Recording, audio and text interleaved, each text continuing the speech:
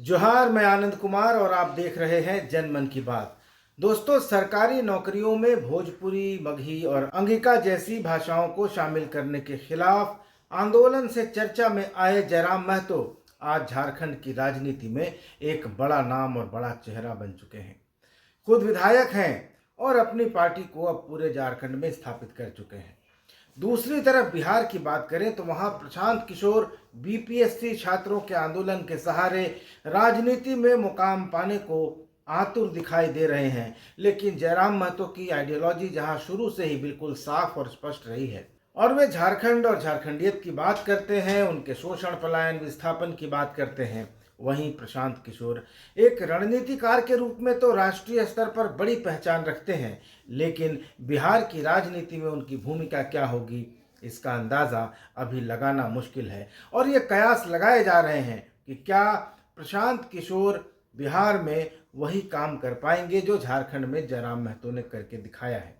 लेकिन जयराम महतो का एजेंडा बिल्कुल क्लियर है, बिल्कुल स्पष्ट है।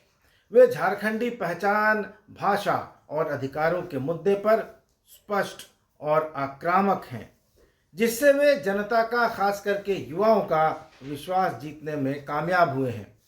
लेकिन प्रशांत किशोर के पास ऐसी कोई पृष्ठभूमि नहीं है और प्रशांत किशोर का ये मानना है कि राजनीति आंदोलन से नहीं चलती, क्रांति से नहीं चलती, पैसे और रणनीति के सहारे राजनीति होती है और चुनाव जीते जाते हैं। तो पीके खुद एक चुनावी रणनीतिकार के रूप में स्थापित हैं, सफल हैं, लेकिन खुद को जमीनी नेता के रूप में स्थापित करना उनके लिए अभी भी चुनौती है। उनकी पहचान अभी भी बैकग्राउंड प्लेयर के रूप में रही है। पीके ने जन स्वराज यात्रा के माध्यम से बिहार के विभिन्न मुद्दों को उठाने का प्रयास तो किया है, लेकिन अभी तक उनके पास कोई स्पष्ट राजनीतिक एजेंडा या कोई गठबंधन नहीं दिखाई दे रहा है। तो सवाल है कि क्या पीके जयराम महतो जैसे बन सकते हैं? जयराम महतो पहले किसी राजनीतिक दल का हिस्सा नहीं थे। कुछ दिन उन्होंने डुमरी, जहां से वे विधायक हैं, वहां के पूर्व विधायक टाइगर जगन्नाथ महतो के साथ काम किया था, लेकिन वे किसी पार्टी में पद पर नहीं रहे। लेकिन पीके तो रणनीतिकार के तौर पर देश के सभी प्रमुख दलों के साथ काम कर चुके हैं। जदयू में तो बाकायदा वे बड़े पद पर रहे। तो आज पीके जिन नीतीश कुमार पर हमलावर हैं, उनकी पार्टी जदयू में रहते वे क्या कर सके, क्या फर्क डाल सके, और क्यों नीतीश कुमार को उनको बाहर का रास्ता दिखाना पड़ा? इस मायने में जयराम महतो और पीके बिल्कुल अलग अलग ध्रुव पर खड़े हैं। तो सिर्फ रणनीति और पैसे की ताकत पर निर्भर रहने के बजाय पीके को खुद आंदोलन की अगुवाई करनी होगी। लेकिन खुद पहले लाठी खाने की बात कहकर उन्होंने बीपीएससी छात्रों को पिटवा दिया और खुद वहां से भाग खड़े हुए।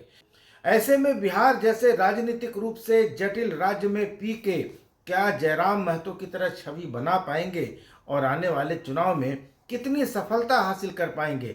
इस पर बात करने के लिए मेरे साथ आज हैं सीनियर जर्नलिस्ट राकेश रंजन। तो आइए उनसे चर्चा करते हैं कि क्या पीके बिहार के जयराम बन पाएंगे।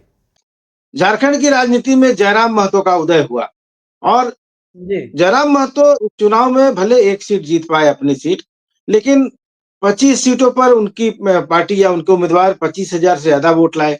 कुल मिला के 14% से ज्यादा वोट उनको मिले हैं और 15-17 सीटों पर उन्होंने भाजपा और आसू का काम खराब कर दिया। प्रशांत किशोर ऐसा कुछ करने में सक्षम होंगे क्योंकि जयराम महतो के साथ एक तो जातीय ताकत है, उनके समुदाय के लोग पूरी तरह से उनके साथ हैं। यही कारण था कि आजसू का पूरी तरह सुपड़ा साफ हो गया है। लेकिन जयराम महतो को झारखंडी युवाओं का भी फायदा है, चाहे वो ओबीसी हो या मुस्लिम समुदाय के हो, तो कुछ हद तक समर्थन उनका है। तो यूथ आइकॉन एक तरह से वो बने हुए हैं। प्रशांत किशोर जिस तरह से एक युवा और एक बुजुर्ग का कॉम्बिनेशन, रिटायर अधिकारियों को, रिटायर ब्यूरोक्रेट्स को ला रहे हैं, दूसरी तरफ युवाओं को जोड़ने की कोशिश कर रहे हैं, जैसा कि आंदोलन के क्रम में दिख रहा है।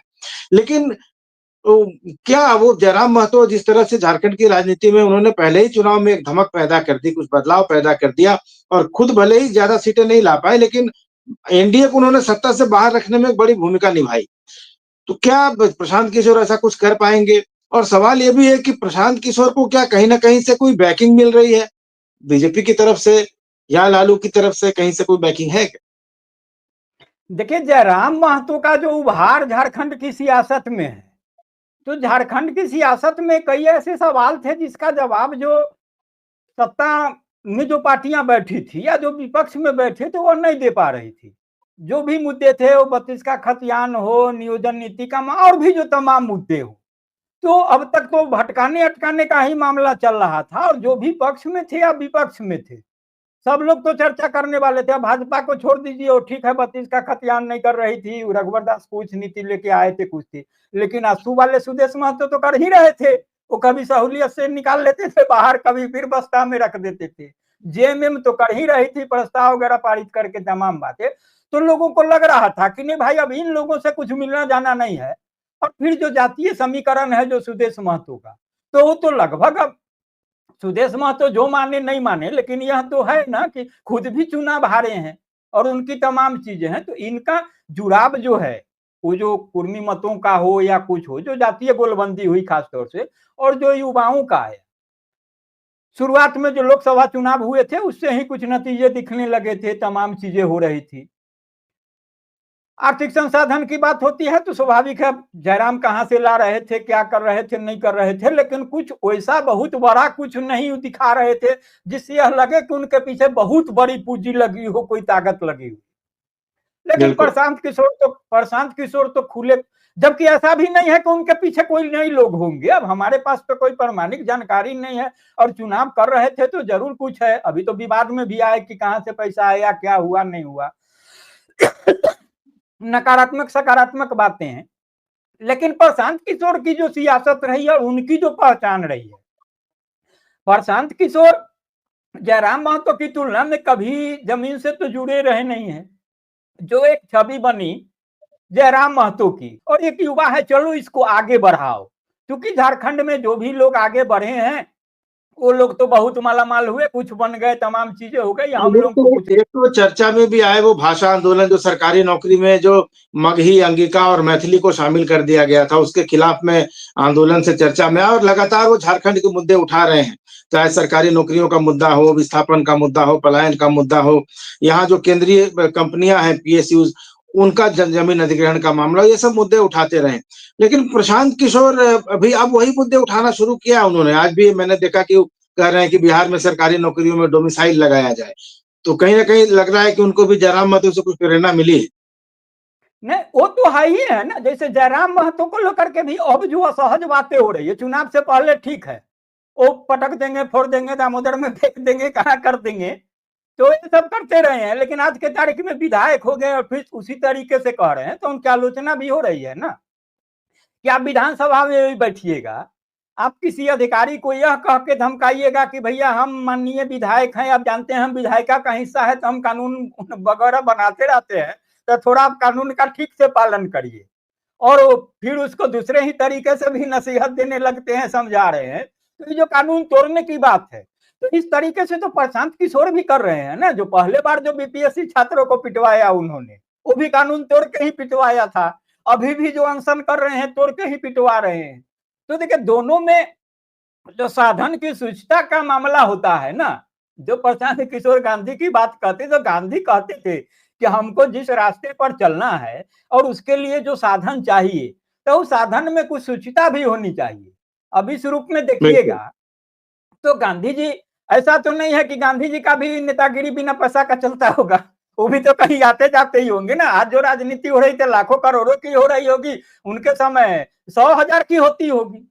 और इतिहास गवाह है, प्रमाणित तथ्य है कि टाटा जी भी पैसा देते थे। टाटा के आर्काइव में वो लेटर रखा हुआ है कि गांधी जी को पैसा भेजा, उन्होंने धन्यवाद दिया। गांधी जी तो बहुत है, उनकी चर्चा उतना व्यापक जाने की जरूरत नहीं है। तो कम से कम जयराम महतो के साधन में क्या सुविधा है, नहीं है, उस पर बहुत तरीके से सवाल खड़े नहीं हो रहे। तो लेकिन आपके साधन में सुविधा की बातें तो हो रही है ना।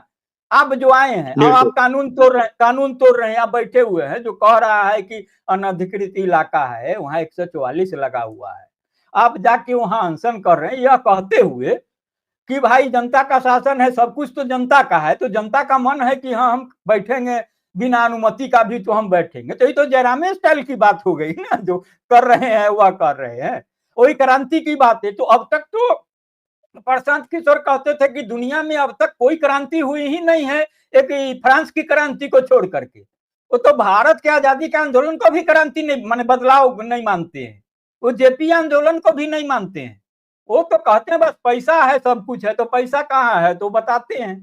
अभी आप देखिए कि जिस तरीके से उनके आंदोलन में एंट्री और उनका जो क्रम चला, जो अभी एक पुष्पम प्रिया ही जो प्लूरल पार्टी बना के आई थी पिछले चुनाव में, वो भी प्रशांत किशोर ही संस्करण टाइप का है। अब वो कहां से पैसा लाई थी, क्या की थी, नहीं की थी, तो अब वो जाने, चूंकि वो आई निकल गई, तो फिर है कि मैंने जो रिजल्ट होना है, फटफट परीक्षा देना है, रिजल्ट आना है, अब फेल हुए तो गए, पास हुए तो रह गए, तो फेल हो गई तो निकल गई, बीच बीच में अपना आती रही है। अभी भी पिछले साल नकाब उकाब के साथ आई थी, तो अभी नए साल में नकाब उतरा है ना। फिर उनकी सक्रियता गाहे बगाहे बन रही है, मतलब वो भी हैं, वो भी, उनको भी बिहार के राजनीति से अभी मतलब माइनस मत करिए, उनकी भी सक्रियता होगी, तमाम चीजें होगी, लेकिन प्रशांत किशोर की जो सक्रियता है, आप आए जो तमाम मुद्दे उठा रहे थे, सब चोर हैं, सब बेईमान हैं, सब भ्रष्ट है, ठीक है ही है, खुली किताब है, बिहार पिछड़ा है, बिहार से पलायन है खुली किताब है, और उसके लिए सब जिम्मेदार रहे हैं। कालक्रम में जब बातें आती गई, कुछ सवाल उठ रहे थे कि भैया आप जो कह रहे हैं कि बिहार के पिछड़ेपन के लिए कांग्रेस जिम्मेदार है, तो आप कांग्रेस के भी साथी रहे हैं रणनीतिकार के रूप में। अब नीतीश जी बिहार को बर्बाद किए, तो आप नीतीश जी लालू जी के भी रणनीतिकार रहे, उनके साथ रहे हैं। नीतीश कुमार ने तो आपको नंबर 2 की एक तरीके से हैसियत दी थी, आप तो पूरे प्रशासन को हाँक रहे थे, तमाम चीजें हुई थी, और हाँकते हाँकते आपने ऐसी असहज स्थिति कर दी कि नीतीश जी को लगा कि भैया ये तो हमको ही मुश्किल पैदा कर देता, उनको हटाए, निकाल बाहर किए जिस तरीके से, तो आप नाराज होके चले गए। तो बातें आती आती अब जहां पहुंची है, अब वो जिस रूप में सामने आए हैं, तो भाई आप जन नेता हैं, आप बदलाव की बातें करते हैं, साधन में सुविधा की बात करते हैं, दूसरों को भ्रष्टाचारी बताते हैं। आप क्या क्या कर रहे हैं, पुरानी बातों को छोड़ दीजिए, तो अब छात्रों के आंदोलन में गए, उनको कंबल दे दिया, तो कह रहे हैं कंबल दे दिया, चुप रहो, तुमको बोलने का क्या अधिकार है। अभी मीडिया पूछ रहा है कि आप बैन लेके आ गए, तो बोलिए कि आपके हम बैन का जवाब देने के लिए बैठे हुए हैं, और आप जो है मोदी जी स्वच्छ भारत अभियान चलाते हैं तो गलत है, तो क्या हम गांधी मैदान खुले में शौच कर ले। तो उनको उदाहरण देने के लिए मोदी जी का स्वच्छता अभियान ही सूझता है। भाई दूसरा भी उदाहरण दे सकते थे ना, जब इतिहास भूगोल की बातें प्रशांत किशोर करते हैं, तो प्रशांत किशोर को यह याद होना चाहिए कि वह गांधी मैदान वही गांधी मैदान है जिस बिहार से बिंदेश्वरी पाठक दुनिया के स्तर पर निकले थे, और उसने खुले में शौच मुक्ति के लिए अभियान चलाया था, और बिंदेश्वरी पाठक का सुलभ इंटरनेशनल स्तर की संस्था बनी थी, उनको कई कई सम्मान मिले देश स्तर पर, दुनिया के स्तर पर।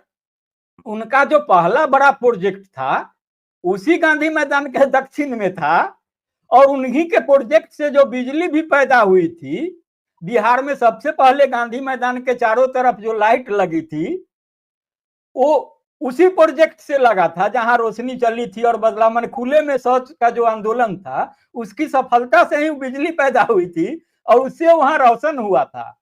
तो क्या आपको मोदी जी का स्वच्छ आंदोलन दिखाई दे रहा है? बिहार की धरती का स्वच्छ आंदोलन उदाहरण के रूप में आपको नहीं दिखाई दे रहा है?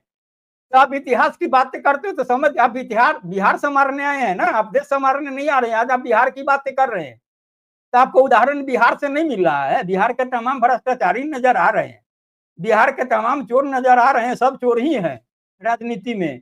तो बिहार में अच्छे काम करने वाले कोई समाज सेवी भी हुए हैं, और उनको किसी राजनीति ने ही मदद की होगी, वह उदाहरण आपको नजर नहीं आ रहा है। मतलब आप जो करे हैं वही महान काम, और बिहार में अब तक कुछ अच्छा काम नहीं हुआ है, हम लोग अच्छा नहीं किए हैं, आप ही बिहार को बदलने आए हैं।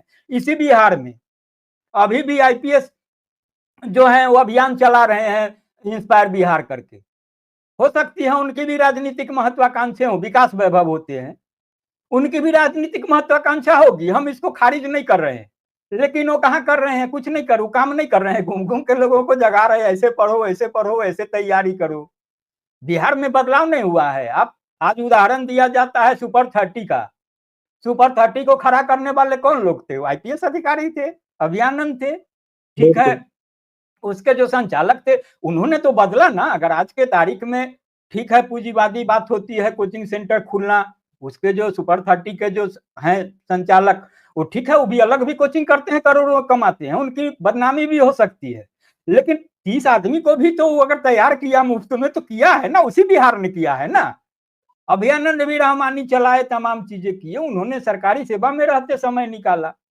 उसी बिहार में आपको किशोर कुणाल जैसे लोग थे कि हनुमान मंदिर की कमाई से कैंसर हॉस्पिटल खड़ा करके दिखाया। तो बिहार में अच्छा नहीं हो रहा था क्या? सब कुछ लालू नीतीश, माने बिहार का मतलब लालू नीतीश।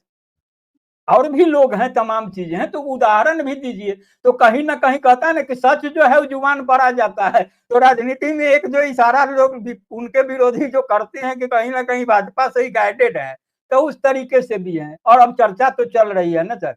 उदाहरण अब देखिए, हम आपको 10 सवाल मैंने जवाब बताते हैं, उससे आपको बहुत स्पष्ट हो जाएगी। प्रशांत किशोर राजनीति में आए, बिहार बदलेंगे, उनके पास पैसा कहां से आया?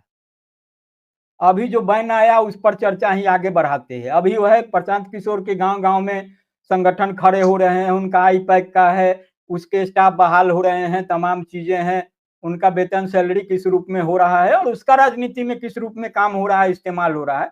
उसके अलावे भी पार्टी के स्तर पर आप देखते होइएगा कि पहले वाम दलों में व्यवस्था चलती थी कि होल टाइमर होता था कि संगठन से आप जुड़े हुए हैं तो आप पार्टी के लिए ही काम कर रहे हैं, तो पार्टी आपके जीने के लिए भी जो आर्थिक जरूरतें होती है उसकी व्यवस्था करती थी, तो उनको सैलरी वगैरह मिलता था।